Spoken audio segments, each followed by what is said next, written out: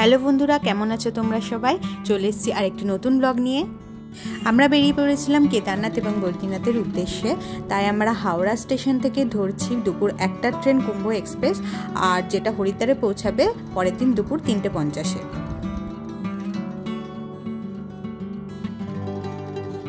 আমরা পৌঁছে গেছিলাম হরিদ্বার, আর আমরা হরিদ্বারের বাইরে বেরোনোর দিকে এগিয়ে যাচ্ছি, যেখান থেকে আমরা অটো ধরবো এবং আমাদের হোটেলে যাব।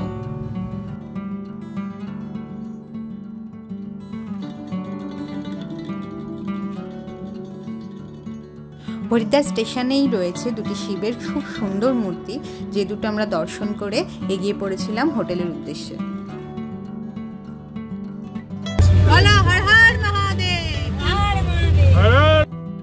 আমরা স্টেশনের কাছে একটা হোটেল নিয়েছিলাম, হোটেলটার নাম ছিল হোটেল দ্য রিও। এরপর ফ্রেশ হয়ে বিকেলে বেরিয়ে পড়েছিলাম হরিদ্বারের সব থেকে সুন্দর যে দৃশ্য গঙ্গা আরতি দেখার জন্য। আমরা পৌঁছে গেছি হরকি পাউড়ি ঘাটে। এবার আর কিছুক্ষণের মধ্যে গঙ্গা আরতি শুরু হবে।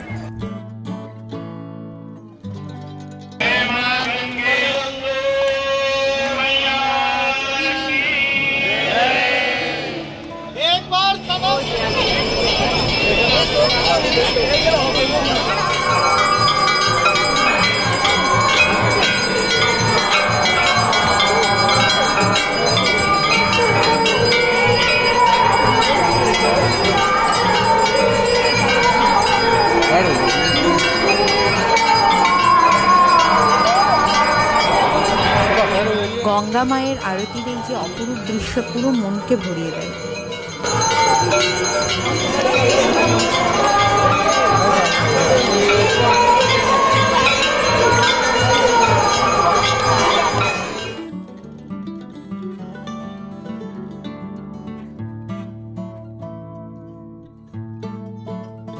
গঙ্গা মায়ের আরতি শেষ হবার পর এবার আমরা হরকি পাউড়ির যে মন্দিরগুলো রয়েছে ছোট ছোট এবং গঙ্গা মায়ের মন্দির, সেগুলো সব দর্শন করব।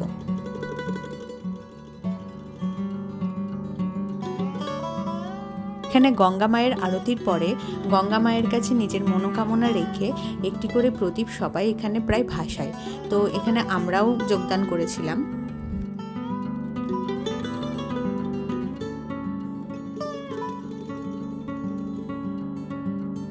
এটি হচ্ছে গঙ্গা মাতা এবং রাধাকৃষ্ণ মন্দির।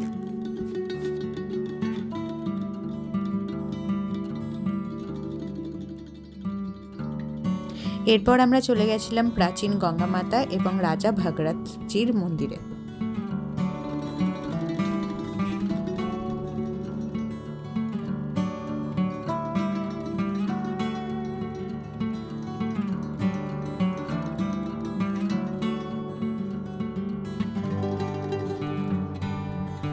এরপর পেট পুজো করার জন্য আমরা এখানে মার্কেটের দিকে এগিয়ে যাব, যেটা হচ্ছে হরিদ্বারের সব থেকে বড় মার্কেট।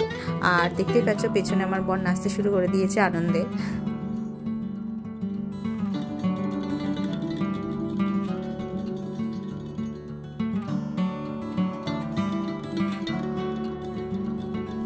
আমরা মার্কেটের মধ্যে ঢুকে গেছি, আর দেখতেই পাচ্ছ চারিদিকে যেদিকেই তাকাবে সেদিকে শুধু দোকান আর দোকান।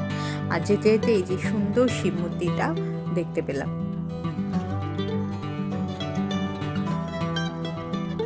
আমরা চলে এসেছি একটি কচুরির দোকানে, যার নাম হচ্ছে মাথুরাওয়ালা কি প্রাচীন দোকান। আর এখানে শুনেছি হরিদ্বারের ফেমাস কচুরি পাওয়া যায়, তো আজকেও আমরা এখান থেকে ট্রাই করব। আর এখানে অন্যান্য রকম অনেক মিষ্টিও রয়েছে, দেখতেই পাচ্ছ। আমাদের কচুরি চলে এসেছে, আর এটা যেরকম দেখতে লাগছে বেশ খেতেও কিন্তু খুব সুন্দর ছিল। এরপর আমরা একটু মার্কেটটা ঘুরে দেখব, আর যদি কিছু পছন্দ হয় অবশ্যই কেনাকাটাও করব। তো আমাদের সাথে ভিডিওটা শেষ পর্যন্ত থাকুন।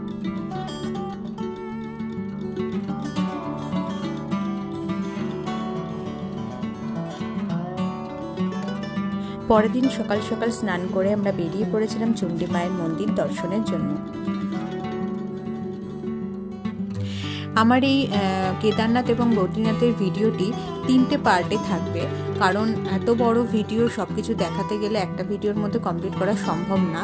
তাই জন্য এটা হচ্ছে আমার হরিদ্বারের ভিডিও, আর এরপরে থাকবে আমার কেদারনাথ এবং বদ্রীনাথ দর্শনের ভিডিও। আমরা চলে এসেছি চণ্ডীমায়ের মন্দিরে যাওয়ার জন্য যে রোপওয়ের রুটটা সেখানে। তো এখানে দেখতেই পাচ্ছ কত বড় লাইন। এখানে টিকিট কাটা হবে এবং অপেক্ষাও করতে হবে, যখন আপনার টিকিটের নাম্বার আসবে সেই অনুযায়ী আপনাকে ডেকে নেওয়া হবে। আর দেখতে পাচ্ছ এখানে প্রচুর দোকানও রয়েছে, আপনি এখান থেকে কেনাকাটা করতে পারেন। আর আমাদের টিকিট নাম্বার চলেও এসছে আর আমরা এগিয়ে যাচ্ছি রোপওয়ের দিকে।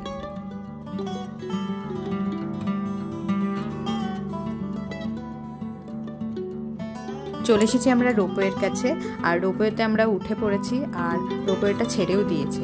এবার রোপওয়ে থেকে হরিদ্বারকে যে কত সুন্দর লাগে দেখতে সেটা তোমাদেরকে অবশ্যই দেখাবো। জয় মাতা দি।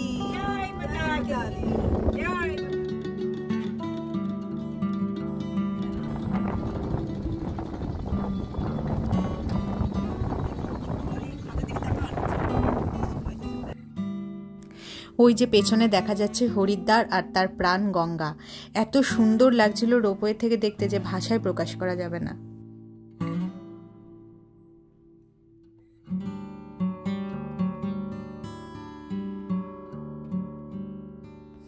এখন পুরো হরিদ্বারটাকে আরো ভালোভাবে দেখা যাচ্ছে। রোপওয়ে থেকে নেমে এবার আমরা চণ্ডীমায়ের মন্দিরের দিকে এগিয়ে যাচ্ছি। এই সিঁড়িগুলো ভেঙে চণ্ডীমায়ের মন্দিরের দিকে যেতে হবে। আর এসেও গেছি আমরা। চারপাশে দেখতে পাচ্ছ অনেক দোকানও রয়েছে। এখানে অনেক দোকান থেকেই বলবে জুতো রাখার জন্য আর প্রসাদ নেয়ার জন্য। তো এখানে জুতো রাখার জন্য প্রসাদ নেওয়ার দরকার নেই, তোমরা মন্দিরের দিকে এগিয়ে গেলে ফ্রিতে জুতো রাখার জায়গা পেয়ে যাবে। আর প্রসাদটা মন্দিরের সামনে থেকে নিলেই বেশি ভালো হবে। এরপর আমরা মন্দিরের দিকে এগিয়ে যাচ্ছি। আর মন্দিরের ভেতরে কোনো ক্যামেরা অ্যালাউ ছিল না, তাই এই লাস্ট পর্যন্ত আমরা সিঁড়িতে ওঠা পর্যন্তই তোমাদেরকে ভিডিওটা দেখাতে পারবো।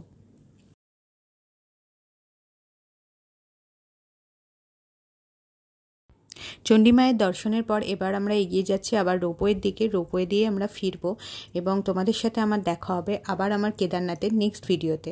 আমার এই ভিডিওটি যদি তোমাদের ভালো লেগে থাকে তাহলে অবশ্যই ভিডিওটিকে শেয়ার, লাইক এবং কমেন্ট করতে একদম ভুলবেন না। আর অবশ্যই চ্যানেলটি সাবস্ক্রাইব করবে এরকম আরও অনেক ভিডিও পাওয়ার জন্য।